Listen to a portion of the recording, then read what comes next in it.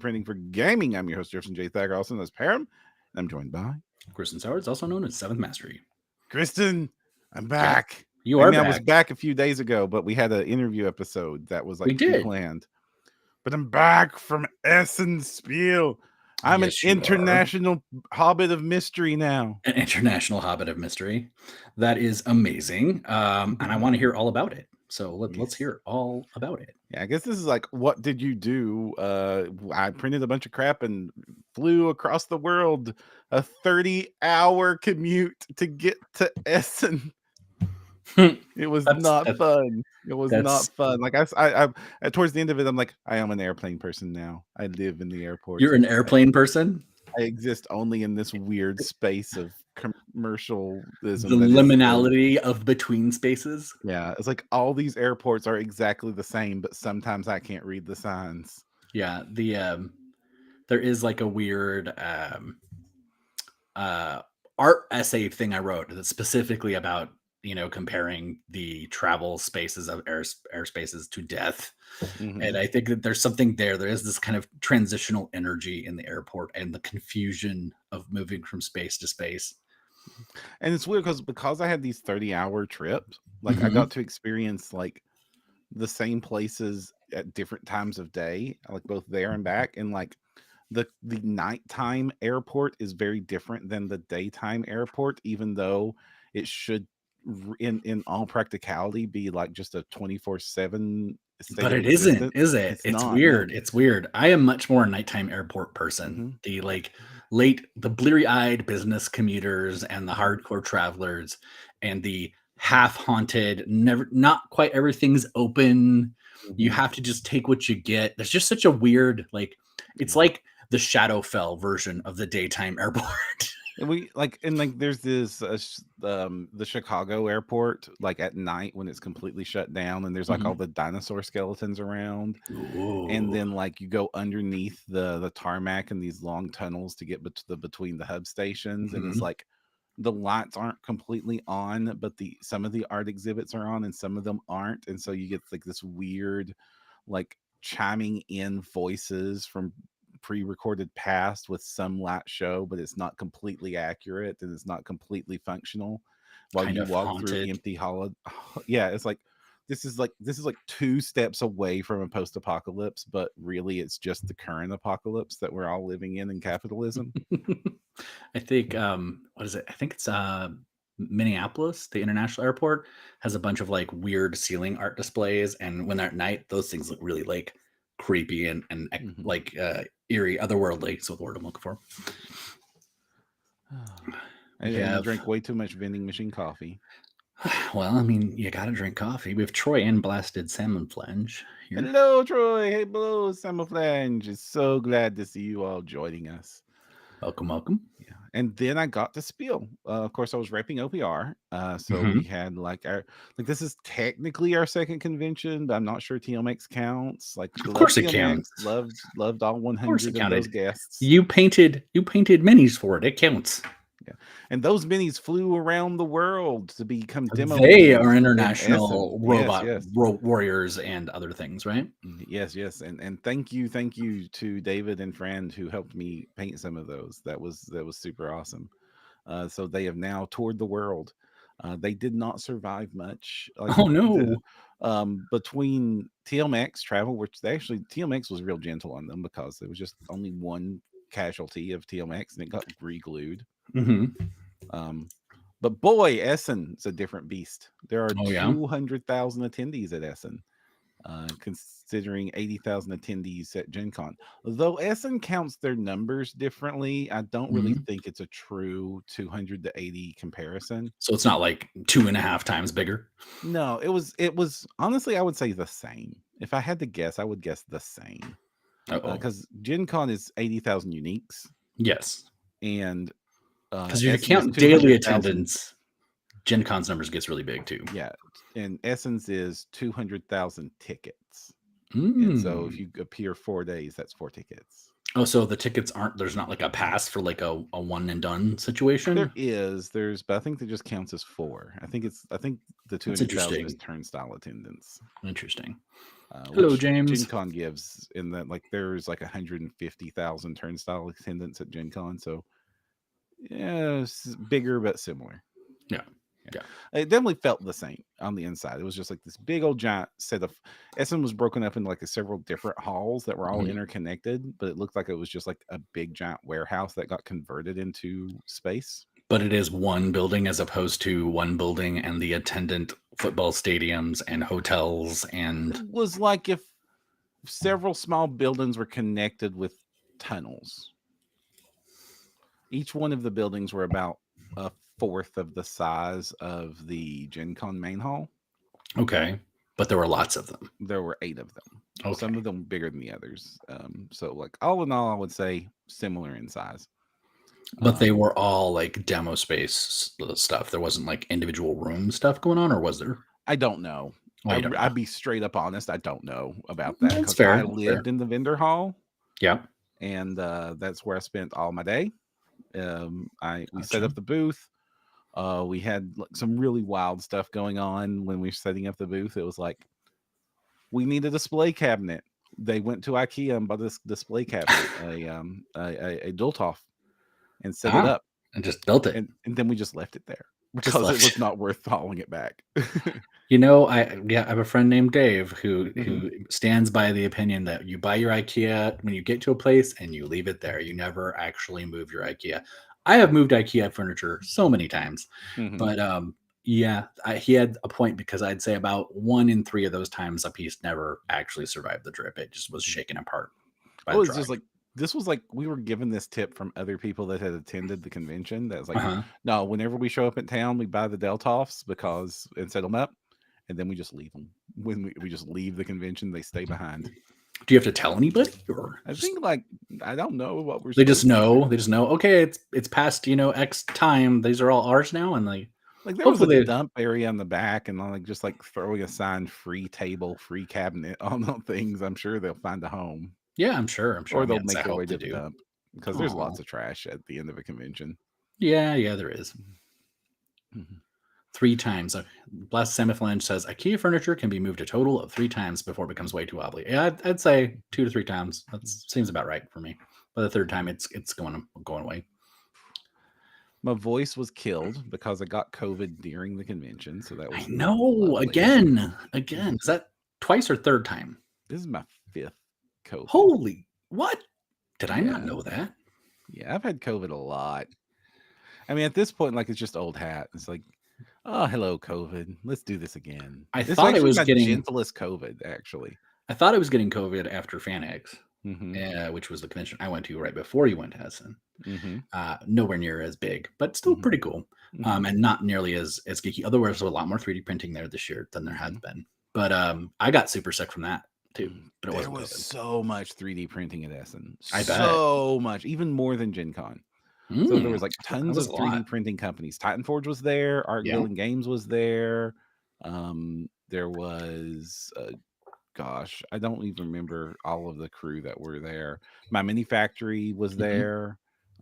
We were sharing a booth with them in Titan Forge, which was right across from Games Workshop's booth. Yeah, you So that mentioned was that. Yeah, fun. that's amazing. And also right next to the Pokemon booth. So like we Oh, were, it was like us, Games Workshop, Pokemon, and that was our corner. I hope Mini Monster Mayhem was somewhere near the Pokemon booth because I they have those 2 sets. and But then like no. tons and tons of other places. Like a lot of like people with merchant license were showed up. Um, there was somebody there that Hmm. didn't have merchant license Oh that got in no! trouble. I can't give too much details. I was Wow. not involved with this. I don't think my company was involved with this. I just overheard that something went down like that. Yeah, I definitely saw a lot of that at FanX, and I do know I talked to one person in specific. I was like, "Oh yeah, how much was the merchant license for this one?" And they just got like really sheepish. Oh Uh-huh, no! uh-huh. But a lot of 3D printing that had nothing to do with selling files and stuff like that. Hmm. Um, there was a like oh, because Spiel is like super board gaming. Like this is very Yeah, board gaming, you've and like mentioned that. also like half of it is very family oriented. Like there's a lot of like family Are kids are focused you stuff. saying the Emperor's eugenic crusade to do terrible things is not family friendly? I mean, they do have Space Marine Adventures. Oh, If you really? that's a they have a kids focused branch of Warhammer. Wow. Yeah. Speaking of kids focused branch, we had coloring book pages at OPR booth, and like I got us a bunch of crayons that had crayon boxes that had OPR logo on them, and we Well gave them done. out. Well done. Were they like color the toad mage? It was it was the Gator, Oh, the nice. Jackal Sniper, the Mm-hmm. Robot Legion's Elite Warrior, and the Ratman Captain. So That was our pretty close to your four. demo minis, actually. Then some of them. No, the Saurians and the Robot Legion were demos, but the other Yeah, so two you had the weren't. Gators, right? Yeah. And Robot. Yeah, so half of them were coloring sheet. That's like some good synergy. We like that. Mm-hmm. Ran lots of demos. At this point in time, I can run a demo just by like I don't even have to look at the rules or the stat cards. I can just like, and you need to roll a 3 up on that. They're up against that. They got AP2 and rending, so you need a 6+ on that. It's just it was so nuts. Like after by the time I ran that game, I must have run uh both games like various versions of the game like at Mhm. least 150 times now. That's cool though. Yeah. You've got your vibe down. And I got my pitch down too. Like my whole like, hey, would you like a free mini? And then like go into the full spiel about what OPR Nice. is and getting Do into you do you avoid the salt problem? what's the salt problem? Describing salt without saying salt? Because I think the fastest way to get people to understand any war game is unfortunately naming you know who. Oh yeah, we don't name I never name you know who. All right, all right. I So never mention you know who. you just say this is a tactical combat game that simulates. No, I say this is we make a series of miniature agnostic war games that are free, simple, and easy to learn to play. And like, don't make me go into the spiel. I really Oh, don't but I want to do like the it. spiel. I like hearing him do it. No, no, no. Like I have a whole thing now, and it's like, and it's got variations based upon how that what facial responses I see that you're giving me when I'm giving the talk. You did not respond well to miniature agnostic. I'm just kidding. Everybody, honestly, I was super happy. Like everybody that sat down to play enjoyed the game. Like we did not have one grumpy Gus. Yay. That's good. Yeah, and we had lots of people post us on Instagram later of like tried this game out, printed the quick start set, playing my first game with so and so. Yay. That was me. That was warm fuzzies. It's not as cool as the warm fuzzies I got when at TMX when two kids demoed the game and then went off to play it by themselves. Neat. That was the ultimate warm fuzzies. So how did they do that? Did they that just had their own minis with them and they just like went and oh cool. There was lots like TMX was like lots of people with minis and stuff. I guess you could probably easily just be like, yeah, well, it looks like you've got some blood angels there or whatever. You could use this army list for them. Go. Yeah. Yeah. Have you considered our Battle Brothers? Yeah. So it was fun. And with I also saw like lots of 3D printed props at the convention. Like not just like the big statues and stuff like we were seeing at Gen Con. Mhm. Like I went to there's this really cool game that a lot of us at OPR kind of got addicted to called Catapult Feud, Oh, which tower is defense. kind of Okay. it's you have a catapult with a ball and your Mm-hmm. opponent has a catapult with a ball and you have a bunch of building blocks that you build a castle with and then you in the castle you hide 6 soldiers and the Mm. goal is to knock over your opponent's 6 soldiers. So it doesn't necessarily matter what the structural situation is if you can just figure out where the soldiers are. It's a balance because the castle you can build it to be stronger or weaker, or it's like not just hiding the soldiers, you also have to build the castle to resist being hit with the catapult ball Hmm. and like it's like a lot of fun and like it I has like a think that bunch of sounds expansions. fantastic for like day 2 or 3 of the con when you're just like really stressed out and Yeah, yeah. tired. Yeah, I bet you that would be Unfortunately, pretty like good. me and Tano, the CEO of OPR, Mhm. played it, and we could not get like it was super late. We were super tired. Exactly what you're saying. We were playing Uh-huh. it, and we just kept accidentally, just purely accidentally, just nailing each other in the balls with the ball when we launched it. It's just like boom. like splat. actual each other. Yeah.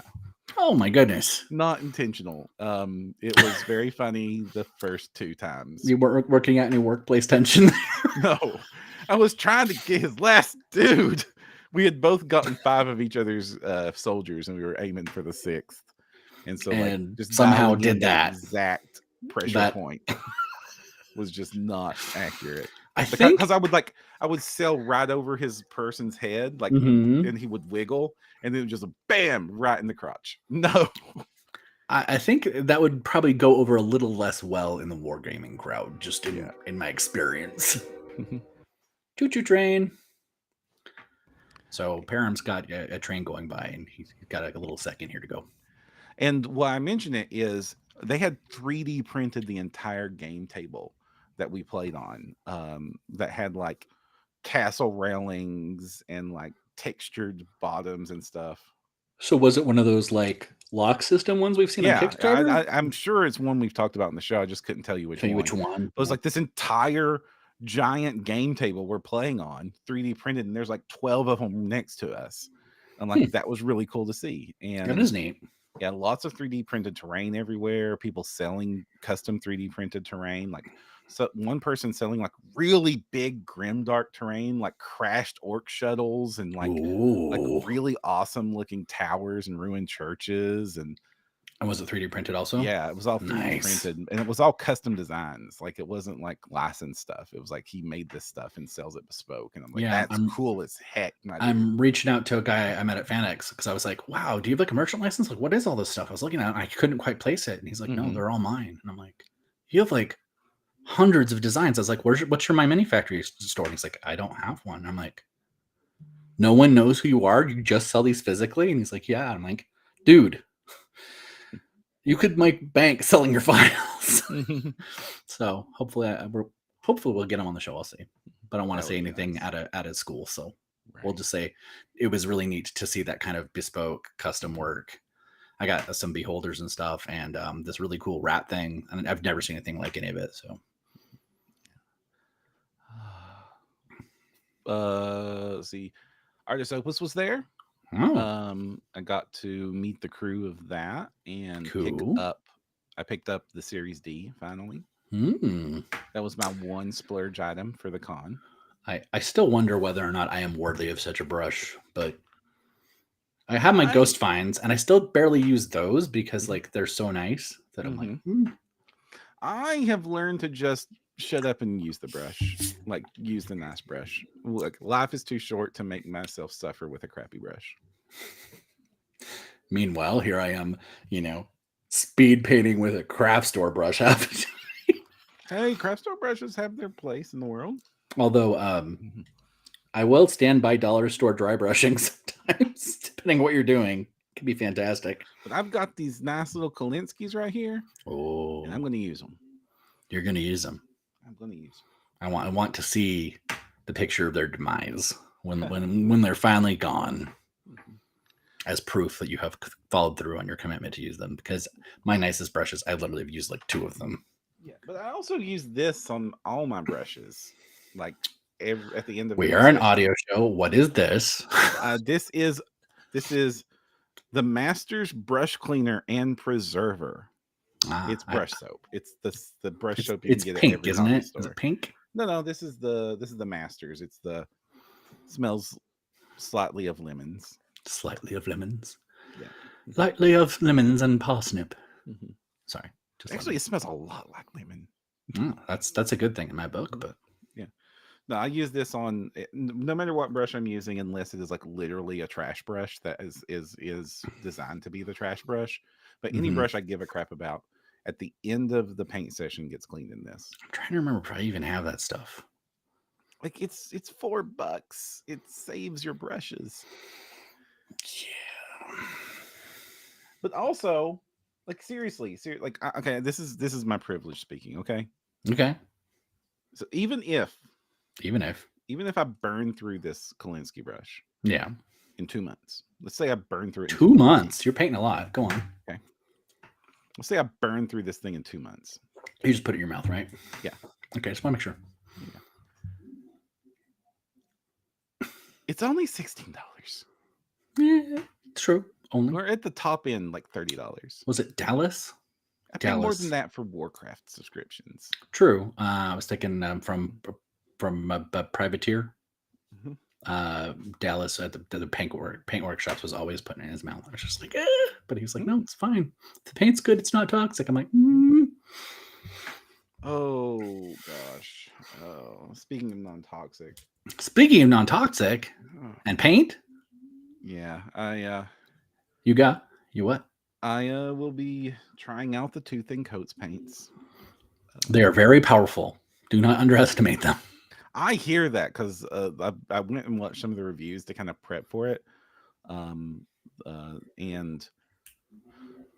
people say they thick. They are, and thick's not even just. It is a bizarrely powerful pigmentation distribution. Like it is. Sounds great to me. It's amazing for like base coats and detail work. I struggled to use it for dry brushing on any like color application. It was so good that even like a little bit of it could spread like wildfire, even on a light application.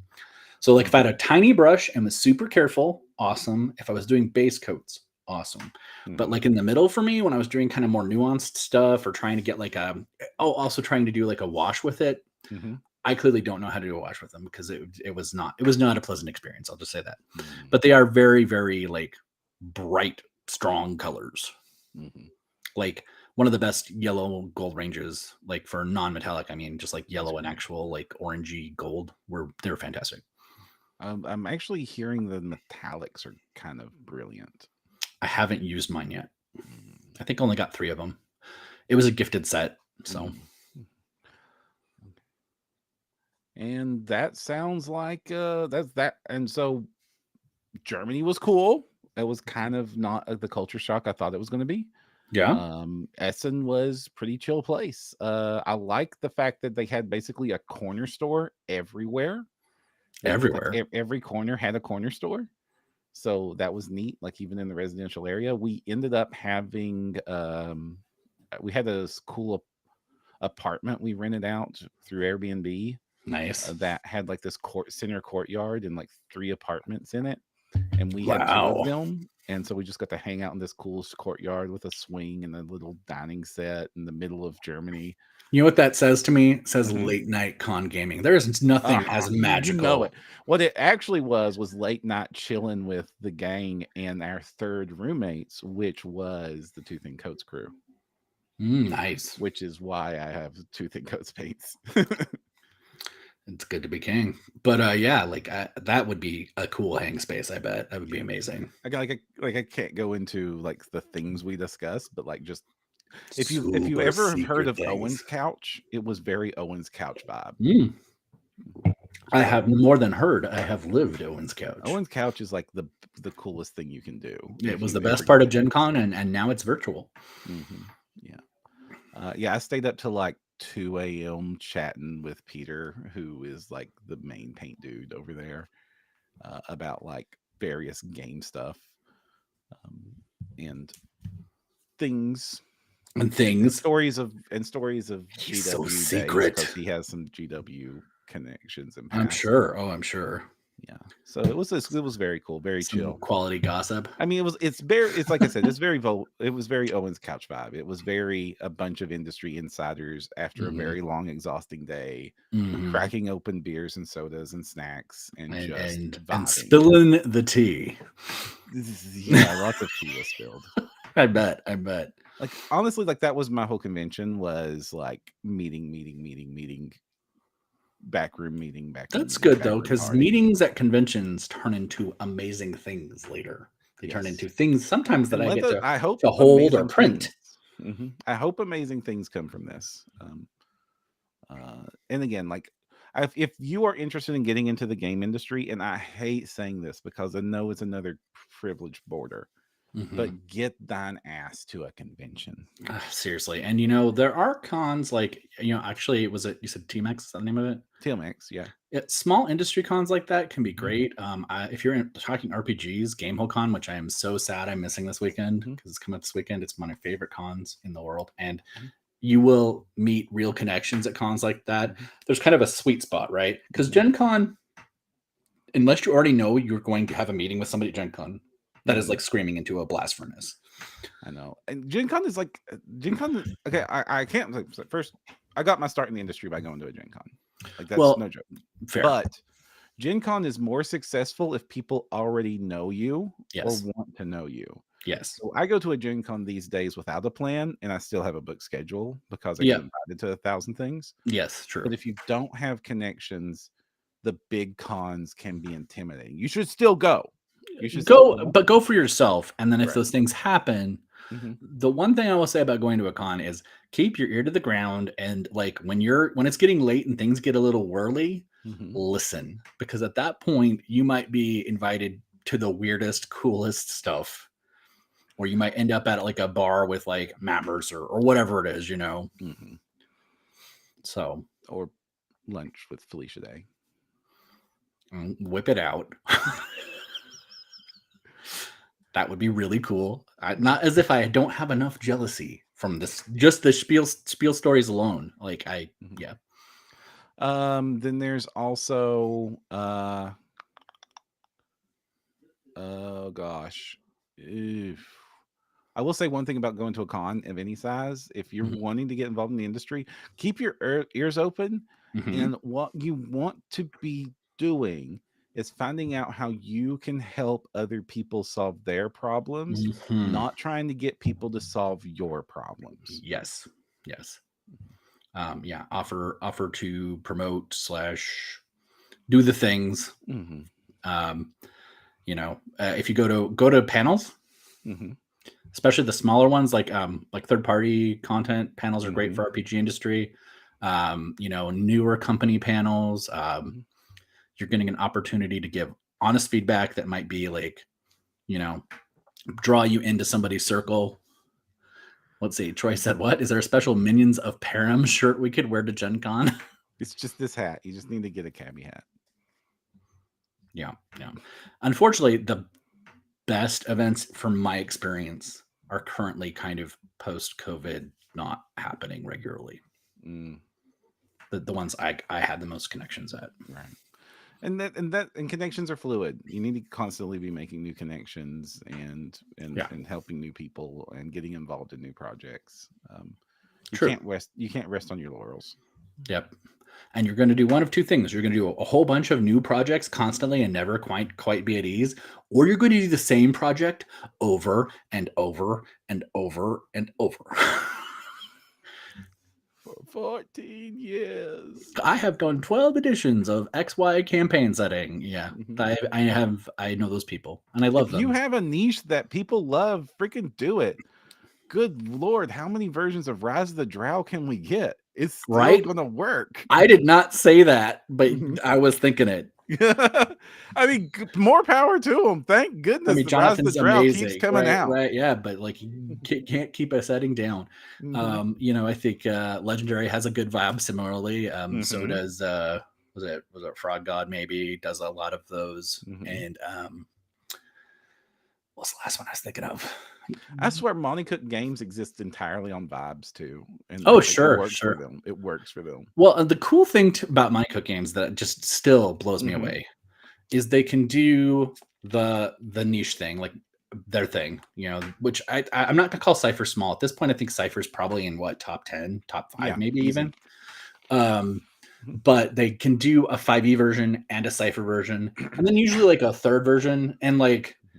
They can do that. Like not a lot of companies land that, right?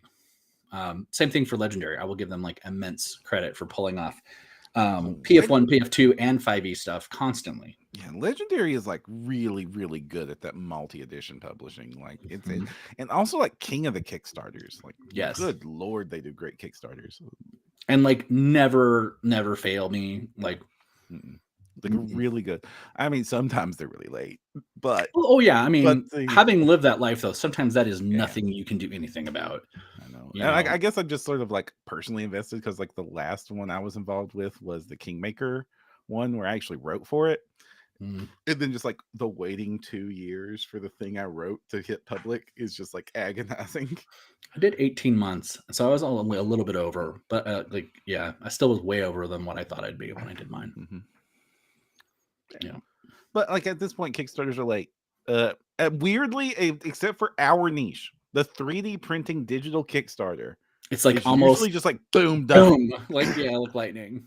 Yeah, very Heck, I'm satisfying. starting to do ones where like you pledged, congrats, here's half your stuff before the campaign even ends. Right. Like especially if you do the prepay on like my manufacturer, because they take the Yeah, the funds Frontiers immediately. ones. It's Yeah, just nuts. It's like, boom, here. Okay, I know you love it. Here's 200 STLs to print while you wait for the rest to for be the new made. ones, right? For the stretch goals, basically. Whatever. It's so great. I love Yeah, it. yeah. No, I'm there for it. And it's like it's spoiling me on Kickstarter and Frontiers and GameFound. It's just like it's Yeah. such a nice change of pace for the like because like my not counting 3D Kickstarters that like Hmm. have 100% success rate for me right now. Hmm. It's like I have a 50% success rate on Kickstarter. It's like literally half the projects I pledge on fail. I haven't. I mean, I've backed a lot of Kickstarters. Mm-hmm. If you've ever looked at my page, but Mm-hmm. I probably have only had 2 or 3 fail, and then a couple of my friends have had a couple fail. Only one of them really sticks out as like, how did that happen? But it wasn't. It was more of a communication glitch than it was like a real failure. But there's been a couple, like a fidget toy that I was really looking forward to, an electronic cat box that never came, and a couple other things that were kind of weird. But the gaming ones usually come through for me. I don't know, 50-50 on mine. And some of them nowadays I'm wiser and more knowledgeable about what is possible in the world. So like Sure, some of these I wouldn't have pledged in on sure. if it was today, Perram. But some of them are just like, the D&D documentary. Like that was a tragedy. Yeah, yeah. Hmm. Yeah. But we ended up getting several really great documentaries not related to that since then. So my needs are satiated. Sure, sure. Oh. Anything surprise you at HBO? Like completely catch you off guard with its awesomeness, or was there an absence that was notable? I'm just curious. No, no, no. The only thing that surprised me was an entire world of games that I had no idea existed. And Okay. like not just because of language barriers. Yeah, there was definitely like a whole lot of this thing is German. I don't speak German, so of course I've never Right. heard of it. Just like a Sure. whole bunch of like games that were published in Europe that just never made their way over to the stateside or don't do the convention circuit over here. Sure. I mean, we're starting to see a little creep like that, like Dragonbane Hmm. finally came over here, and then Fabio Ultima. Did you see that, by the way? Oh yeah, Fabio Ultima was there. Yeah, cool. Cool. I mean, they were Gen Con, but And the Dark Eye, or I can't pronounce its yeah, German name, was there. I would hope. Ulysses was there. I got invited to the Ulysses party. That was Cool. really fun. Neat. And met some really cool there. Met Ulysses blacksmith. It's like evidently Ulysses just has blacksmith. Just has one, like Yeah, on that does retainer. blacksmith. Like he made like a dragon, steel dragon that's on their banister, and like another one for the CEO's office. And it's like, sure, why not? Bring me a dragon. I want to be that successful where like I a can just be like, forge. I need an iron dragon here. Yes. Yeah. Honestly, like the Dark Eye, it was weird. Like the Dark Eye was like what we would consider like D&D level branded there. It was like Right. gigantic booth with I'm humongous sure. thing. Instead of when I usually see the Dark Eye booth at like Gen Con or PAX, it's like it's this little corner booth on the side next to the Pathfinder section. And she's Yeah. like, no, this was their home. This was their turf. They were the Yeah. king and I was the guest. Nice. Do they have a lot of physical product support for like? Do they do minis with Dark Eye? I've never played it. They do 3D printed minis. Oh, neat. We interviewed the crew. We interviewed Ulysses. They're doing 3D printed Dark Eye stuff. I would very much. I'm still sub to them, so I need to go download and print some of that. Cool. Neat. Alex, hello. Hello, Alex. He has joined us at last. Besides that, everything was just crazy chaotic. And then I made the long trip home, Full of and plague. then did the week sick with COVID. So it was not fun.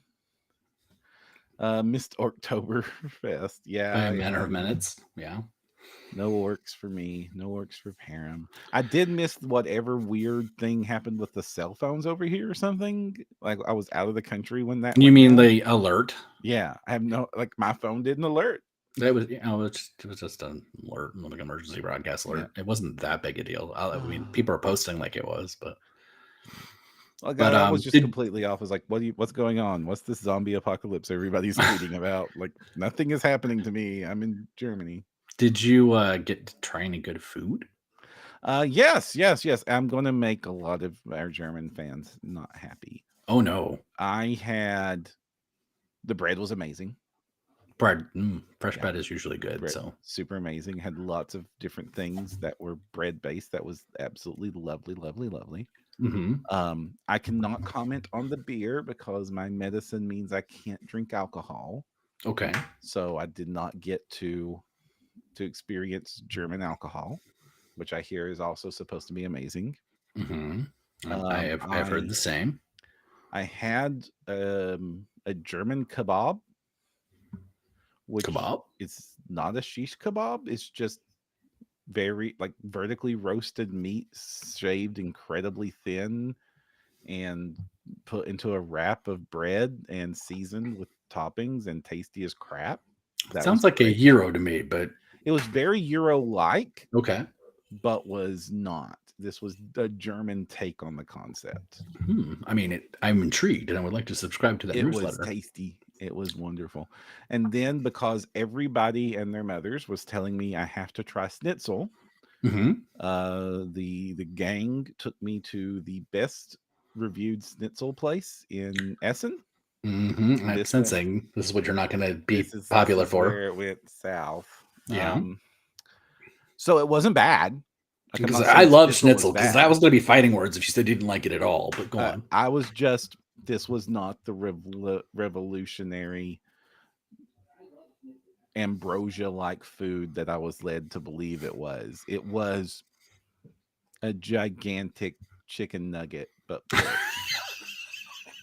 I mean, you're not wrong. It was was it like was it thin? it was thin. It So the was did they serve it with a gravy or with a cheese sauce? a, some sort of sauce. But was it like white or brown? Do you remember? Red. Oh, interesting. Yeah. It was tasty. But it was not. You did not hear the choirs of No. dancing German It was a people. chicken nugget made of pork. It was a pork nugget.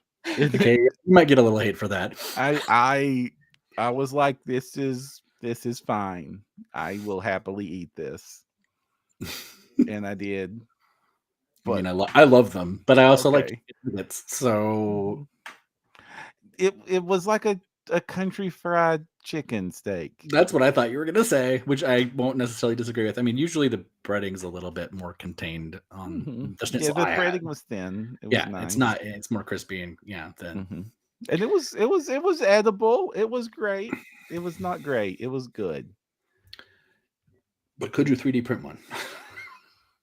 Based on the consistency of what was into it, I'm almost certainly we could. hmm Oh, Yeah. so we were watching this rerun of this awful. hmm Have you ever seen the show Wolfpack? No. It was an MTV show, and they went into their 3D printing episode, Uh-huh. and it was so bad. Oh This no. mammoth FDM printer to make munitions to start fires for an arsonist, and it just like so many things about it were cringy. Just could like to have like a hobby kind of. It's kind of like was it the Lost in Space, where the first like 3D printing, like they 3D printed a gun, and it was like hmm super drama. And I just was kind of like, man, this is like cringy and bad press all in the Oh same gosh. bundle. But speaking of, that is a news item. New York state legislature, they've introduced a bill that would make buying a 3D printer require a 15-day background check because of its capacity to print a firearm. I don't think it's going to pass or would stand up in court to Yeah, challenges, yeah, but it's newsworthy and related to us. So if you're in New York, that's maybe buy your fascinating. printer now. Or buy it.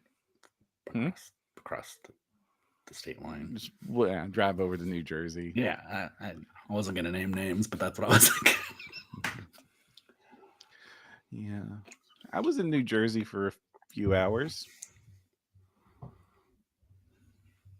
on this trip. Yeah. Airport? Yeah. Or Newark Airport, the New York airport that's in New Jersey. Yeah. I think I've mostly only been in JFK. I was also at the Cincinnati airport that's in Kentucky. Yeah. It's fun how that works. Then I ended up in Dusseldorf and then took a cab to Essen. How long was that drive? Like half an hour. Okay. So it'd be like going to, the con years probably. Well, it's closer than that, but. So anything you can tease that was like coming up from anybody? Well, Timeforge was showing off the EVE Online board game that looked super cool. Nice. They also had a really cool gimmick with their demos. If you ran one of the demos, they had this initiative token that you would use to play the game with. So you've got initiative for this turn, initiative passes, Then you could, at the end of the demo, you could take that token to a gachapon machine that you would put the token in and like crank the thing and get a little capsule with one of their minis in it. Neat. That was so cool. I like that. That's fun. And clever. That's about it. Like I was just kind of, I hate to say it, like I was just so laser focused on the job. And then like when I had free time, it was like my focus was I'm at Germany, not I was at another game convention, like the 18 I go to every year. Well, like I've definitely had those like Gen Cons, right, where you overbook yourself and you're working it and you're going to events and you just by the end of it you're not really enjoying any of it anymore, and you just want to like the two Gen Cons I did full hosting on, like actually doing all the live streams for Gen Con. Oh my god, I was so dead at the end of those. I bet. I was and completely depressed. It was so much work, so much like 10-hour days of being quote unquote on and doing what we're doing right now, and like being super hype and super positive. Just you cannot survive that, like 60 plus hours of streaming and then just like probably not, though. I get pretty excited at Gen Con, but yeah, you're probably right. Honestly, at this point now I'm much more like schedule the must-haves, and then like hit your flexible hours after that, like get your, like we wanted to see Tales of the Valiant, and we went to Gen Con and we scheduled those and we scheduled a couple other things, and then it was just kind of like hop in, and then I got to hop in. I wouldn't have gone to Dragonbane if I had overscheduled myself. I just stopped by every day, saw what the line looked like, and finally was it Sunday morning, I want to say, or I was Sunday morning, they were almost completely empty and I got in. But Lorcana was that spiel. Oh, did they manage their line? Yes. It turns out that the spiel is much more about enforcing the lines and the flow of traffic than Gen Con was. I might have opinions about that whole situation, but go on. I'm glad they did that. I'm glad they did that for at least safety reasons. Also, there was less line. Like the hype, I think, for Lorcana is dying. I mean, honestly, okay, so one of my lenses into the hype world is TikTok, of course. And the month it came out, lots of Lorcana content. Right. Lots. Almost all of the people have gone back to Magic that were on Lorcana. Well, it helps that you can buy Magic cards. True. And that there's not a predatory marketing like secondary market going on, right? Yeah. I mean, not as much of one. Not as much of one as there is for. But like the Lorcana, like you literally can't buy it. Like all the local stores I went to see like how many Lorcana boxes they ordered and pre-ordered by the deadline date. Like one of them, like we pre-ordered 40 boxes by the deadline date. How many did you get? Zero, yeah. Well, yeah. Like I'm seeing a little bit of that with the licensed Magic sets, like Doctor Who. Doctor Who, before it was even out, was already being marked up like a big chunk. Same thing with Lord of the Rings. And so I guess, being Disney, their own property and licensed and all this stuff, like, I mean, I guess it's technically what, Ravensburger? Yeah, Ravensburg. Yeah, and that's like not that's their first card game, right? No, they did. Oh, it's their first Collectible card game. Sorry. Yes, Yeah, the they first did CGG. Villainous. Yeah, but yeah, this is a little different. And it feels like maybe was not prepared. We're not prepared. I don't know. Who knows? But it's not 3D printing, so who cares? Yeah.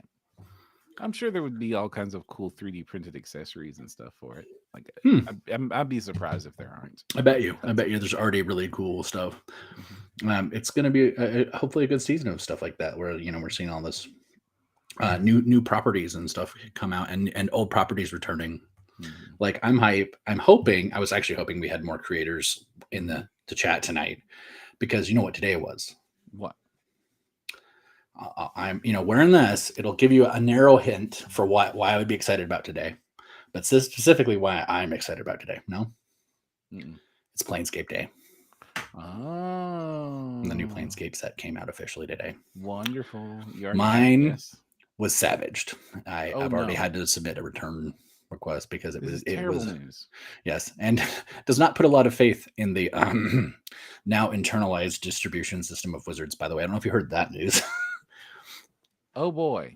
Yeah, they got rid of. I heard that they were cutting all their contracts with Random House and everything. Yeah. So I had assumed they'd be using Amazon as their distribution, but I don't know if they are. So, anywho, I will tell you this: my first experience receiving a product directly from them, it was destroyed. So I'm having to begin an arduous process of getting a refund for it. Well, back when I got product directly from Wizards as a game store, destroyed was a common description of the things we would get. Yeah. So this doesn't sound like a new problem. It doesn't, but I will tell you this: I worked in Barnes and Nobles for 17 some odd years, and Random House boxes were very rarely damaged. So I bet you there's some item line in that budget decision that did not get considered. But who knows? Maybe I'm wrong. Maybe they're gonna make even more money. But yes, Planescape. So what I was getting at with all that is there is an entire bestiary of new critters and old critters. And I know some people have already been reaching back, even like Comet Lord already did a bunch of stuff. A couple other people, I know Epic's done a few, but there are also some new monsters, the Time Dragons, things like that we had never seen before. So hopefully we get some of our creators diving on these critters, because there's some really cool stuff, and a lot of opportunity to do takes. I would love to see some off-market Dabuses, for instance, or Dabu. I don't know how you want to say them. It's like the whole sigil versus sigil thing, because technically it's canonically sigil. But yeah, I know like 90% of everybody I've ever talked to says sigil. Yeah, but I'm gonna say sigil 90% of the time. But yes, having talked to the creative team that did it, it was sigil. But anyway. Yeah, so there's a bunch of stuff, and Blasted Samophalange. I will just point out that a lot of that art is online if you feel inclined to check it out, if you don't want to pay the thing. But anywho, so I'm hoping we're going to see some of that, because we're definitely seeing something else that I don't know if it was like a plan or not, but oddly, Magic is getting a lot of synergy with 3D printing, because we have a whole bunch of stuff for Ixalan that I've seen suddenly materializing in people's stuff. We've got, the Vampire Conquistador Ixalan bad guys that they're tying to this Bat God thing. And there's, we got the Pirates. And Pirates. Speaking of pirates, Ian Lovecraft's also doing an amazing new pirate Kickstarter that just kicked off. Ooh. Yes. I haven't seen that or heard about that. Yes. Oh, no, it's amazing. It's called Rum and something. Some rum and... now, of course, I'm blanking on the other word. It's R&R. Rum and something. I'm sure you'll find it. Kickstarter? Is it a tribe? Or I think it was a Kickstarter. But anywho, so we got pirates, and of course we've seen some kind of Mesoamerican warrior types and dinos. So I'm hoping we'll see some more of that, because that's coming in. And if you haven't heard, I've already made a big to do about this elsewhere. But Ixalan has been revealed to be on Mystara. which is an OG D&D setting. Ooh. Because the next setting is Hidden Caverns or Lost Caverns of Ixalan, which is turning out to be the Hollow World setting inside of Mystara. So basically, Ixalan is a continent on the other side of the world, and the known world never fully got like populated, although the map is ridiculously big.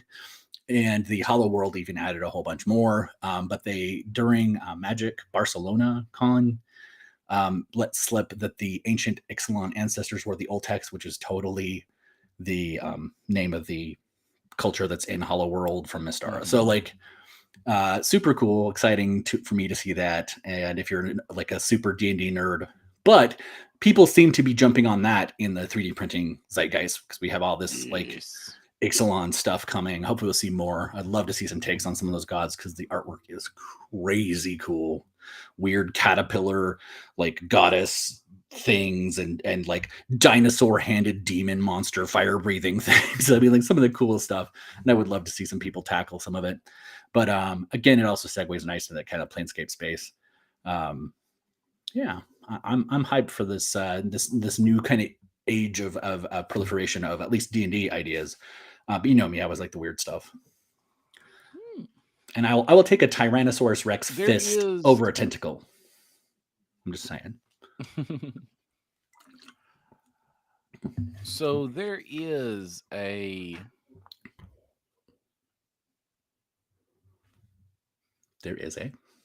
I've blanked now. I've blanked. Was it about Tyrannosaurus fists or tentacles? No. It was about owlbear mounts.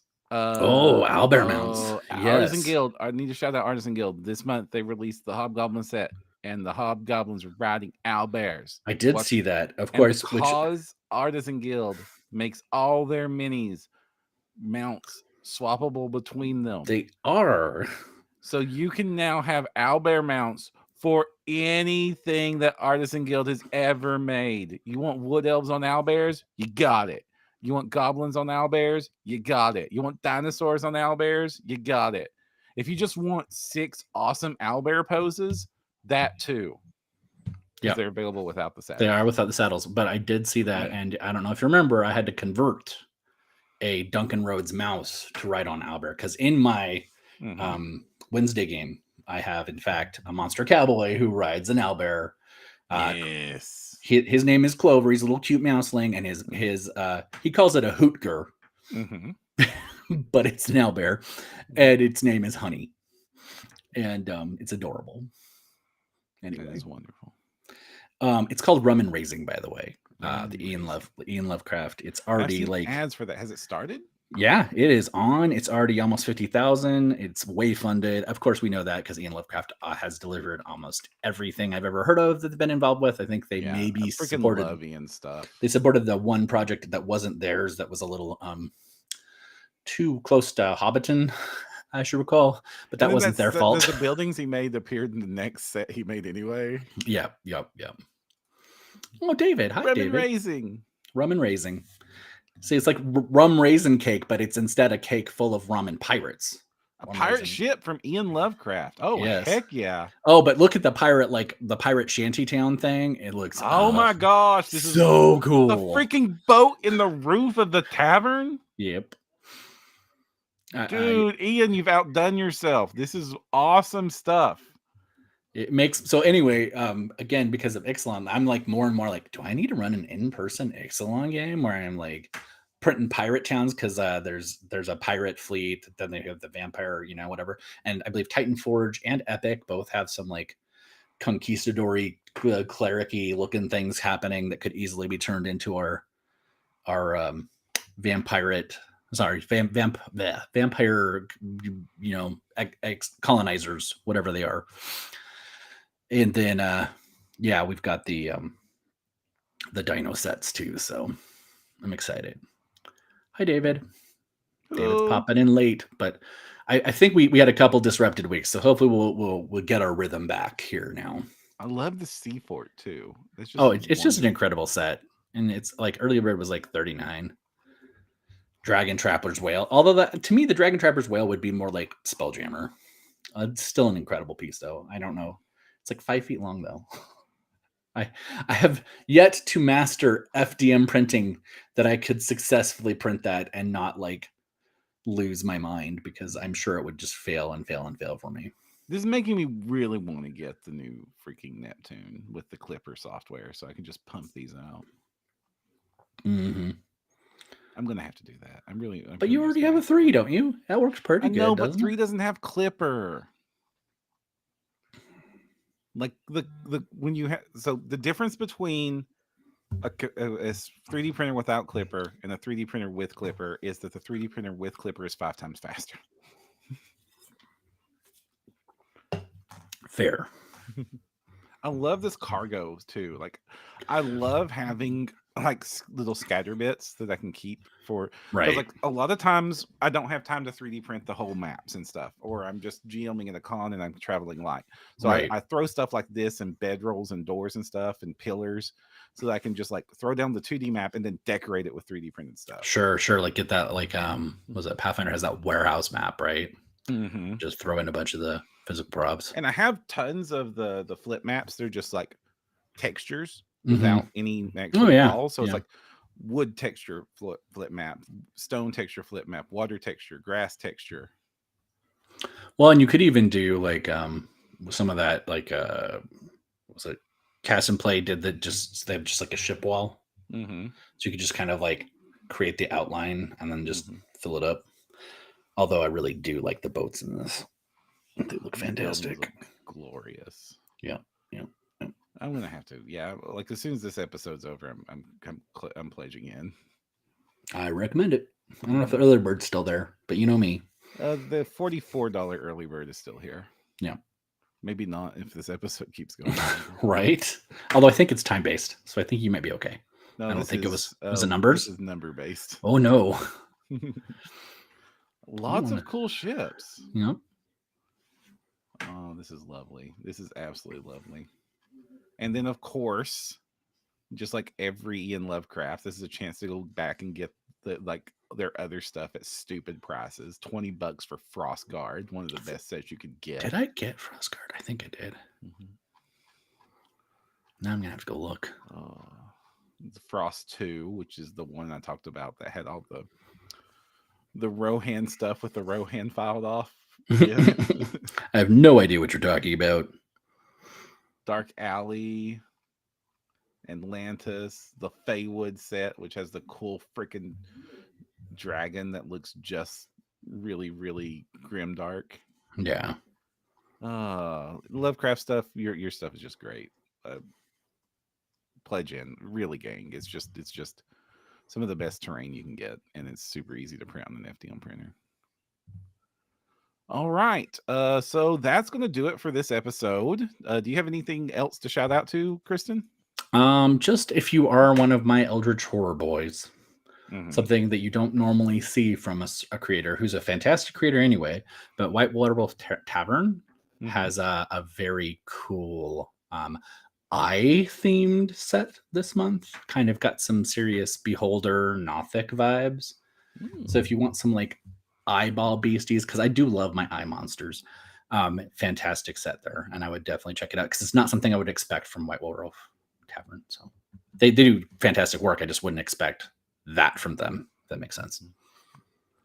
All right. Until next time, you can find us at printergames.com if you want to get any of our previous episodes or find us on any of the socials. I'm Jefferson J. Thacker, also known as Perram. I'm Kristen Sowards, also known as Seventh Mastery, and don't forget to use your screen protector.